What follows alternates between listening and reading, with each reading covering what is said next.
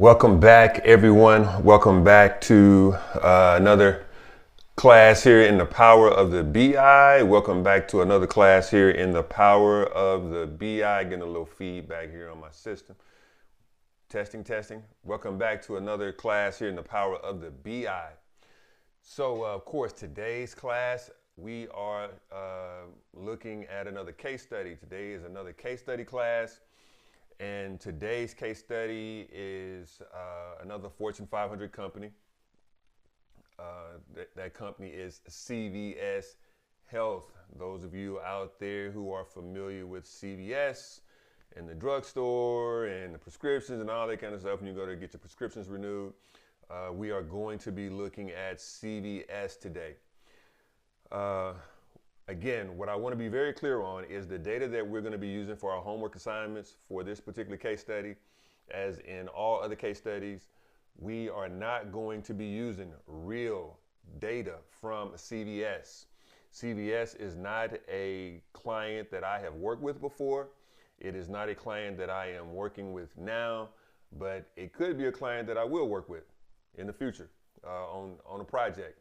So I'm not discounting that. But what I do want to definitely clarify is that the information, the data that we're going to be using for CVS is not going to be actual CVS data. It's data that our team has created utilizing artificial intelligence. It's going to be data that our team has created using artificial intelligence. With that said, we are going to be reviewing and analyzing the actual annual report. I believe it's the 2023 annual report for CVS. It's not anything that is that we have ill-gotten in any way. It's data that is free for you to go out there and grab utilizing the internet. You can go to cvs.com, cvshealth.com, I believe. And you can just go to investor or investor relations and you can grab the exact same information.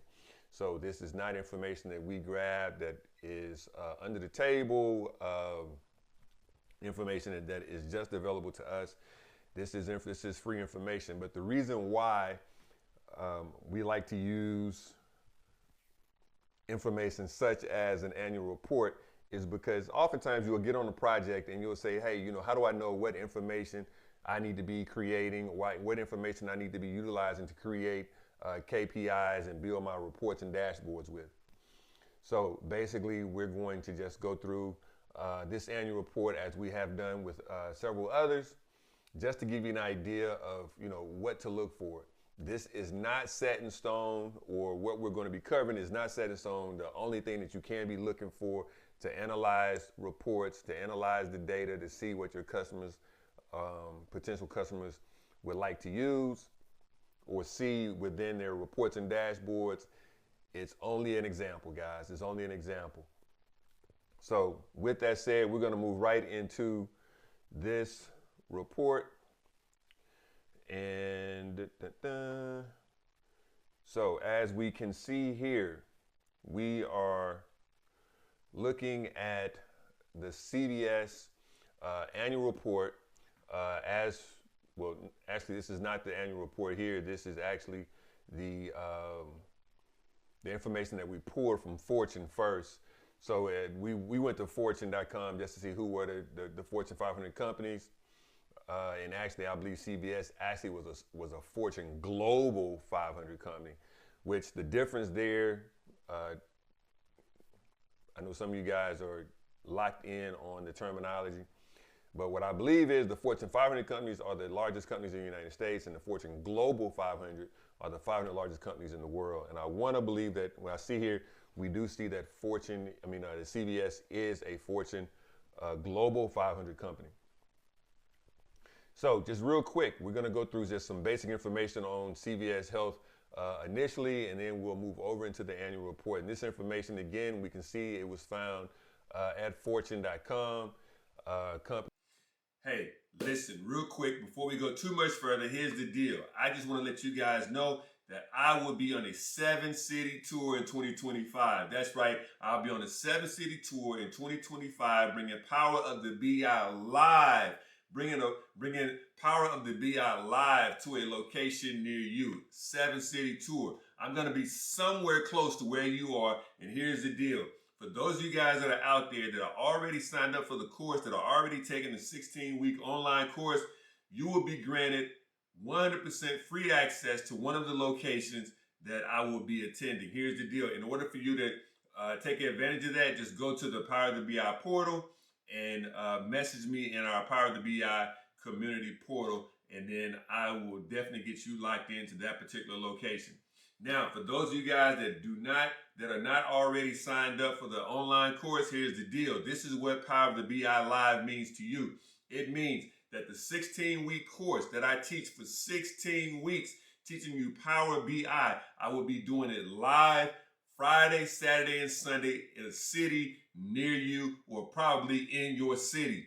You want to be there. If you're the type of person that like to have hands-on teaching, you like to see the instructor face-to-face, you like to be able to ask questions right there on the spot, I am going to be teaching that class, this class, Power of the BI. I'm going to be teaching it live in a city near you in 2025. I'm going to 7 cities, and I'm going to teach this class on a Friday, Saturday, and Sunday. It's going to be for a full 10 hours each day, Friday, Saturday, and Sunday, and I want to see you there.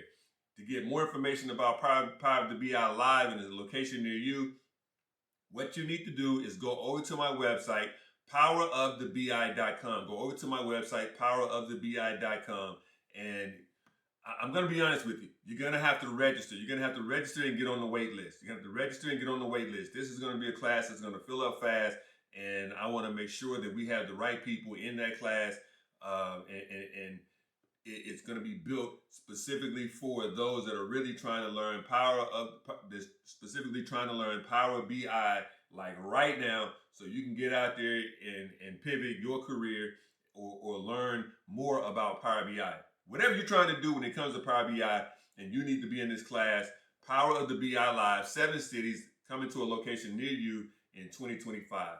Now, back to the class. The CVS-Health. Again, this is information that is not information that we made up. This is information that is out there for you to analyze at your convenience. But we see CVS Health at the current time of the pulling of this report, CVS Health had a trading price of $48.88. It was currently up $4 or 4.18%. So this information is relatively current as of December 2024. I can't see that it'd be much different early January 2025, but this is when this information was pulled. It is number 6 on the Fortune 500 list. We see that CVS Health is number 6 on the Fortune 500 list. And as I said before, I believe the proper definition, if anyone has something more specific for that, please, shoot it to us over here in the chat, and we will make those corrections to this as soon or as quick as we receive that information. But I believe that the Fortune 500 are the top 500 companies in the United States, and currently CVS Health sits at number 6, so it's a major company here in the United States. Fortune Global 500, again, I believe that means that that CVS Health is number 10 as currently designated in the top 500 companies in the world, globally. And I believe that global and world are pretty much the same thing. Fortune sector leaders, which means that the sector that CVS sits in is healthcare, and is the number 2 healthcare company. I want to go on a limb and say it's the number 2 healthcare company in its particular sector. I have an idea who the number 1 company is, but I'm not 100% sure, and I don't want to put that out and not be 100% sure. 100% world's most admired companies. It is the number 50. Is number 50 as of one of the world's most admired companies. So we are really analyzing a very good company here. Before we get into the annual report, let's just scroll down and let's see. Let's get an idea of other information that may be out here, because this is information. We may find information that we can use from this document, from this documentation as well, to include in what we're utilizing for our research. Now, here's the deal. We're looking at the documentation here today, whether it be this documentation from this particular site or the annual report. And what we're actually trying to identify is, what does this company like to see? What are they used to seeing, right? We want to start with what they like to see. We want to start with what they're used to seeing. We're going to build our reports and our dashboards from that beginning. And then we're going to revise our dashboards and our reports and dashboards based on other findings and other suggestions from either the client, or we may find data within the database and say, hey, they may want to see this as well, or they may want to see this in addition to, or they may want to see this instead of. So therefore, we're going to start with the information that they like to see. We're going to start with the information that they are used to seeing, and we're going to build our reports and our dashboards initially from that. Another thing I want you to take into consideration is the companies. Oh, we got a big jump in here on my phone. My TV just popped on all of a sudden. Another thing we want to take into consideration is we want to take into consideration their logo. We want to add their logo to our reports and our dashboards. We want to add their particular fonts to our reports and our dashboards. We want to add their particular types of text to our reports and our dashboards. So here's the deal. Sometimes the customer will provide us with that information. They will give us the logo that they use, and it may be several different logos that they use. They will give us, they could give us the text font types that they use, the font sizes that they use, and the actual colors within their organization. Now, all of that is important because their eyes are used to seeing their information, their data, their documentation in certain formats. So we want to initially create our reports and our dashboards in those formats with those color schemes. As we see here, we see that there's a reddish type color. I'm not exactly sure what red this is, but we have gone through before and we've talked